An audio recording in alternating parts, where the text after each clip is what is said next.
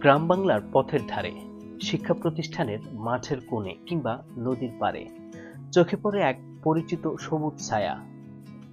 এই গাছটি আমাদের দেশি কাঠবাদাম। কিন্তু জানেন কি, এ গাছের ইতিহাস কেবল ছায়া বা ফলেই সীমাবদ্ধ নয়। দেশি কাঠবাদাম, যার বৈজ্ঞানিক নাম টার্মিনালিয়া ক্যাটাপ্পা, ভারতীয় উপমহাদেশে শত শত বছর ধরে রয়েছে এটি। মুঘল আমলে এই গাছ লাগানো হতো রাজপথের পাশে, কারণ এর ছায়া ঘন আর পাতাগুলো ঋতু বদলের সাথে রং বদলায়। সেই রং যেন বাংলার ঋতুর প্রতিচ্ছবি।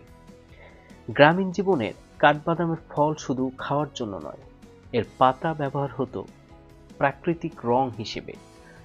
আবার ছাল থেকে তৈরি হতো আয়ুর্বেদিক ঔষধ। বাংলার লোককথায় এ গাছকে বলা হতো শান্তির ছায়া। কোনো খেলার মাঠে কাঠবাদামের নিচে বসে গল্প, তা যেন এক ঐতিহাসিক মুহূর্ত।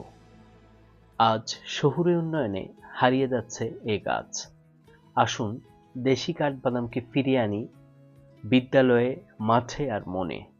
এটা কেবল একটা গাছ নয়, এটা আমাদের ইতিহাস, ঐতিহ্য আর পরিবেশের এক ছায়াময় প্রহর।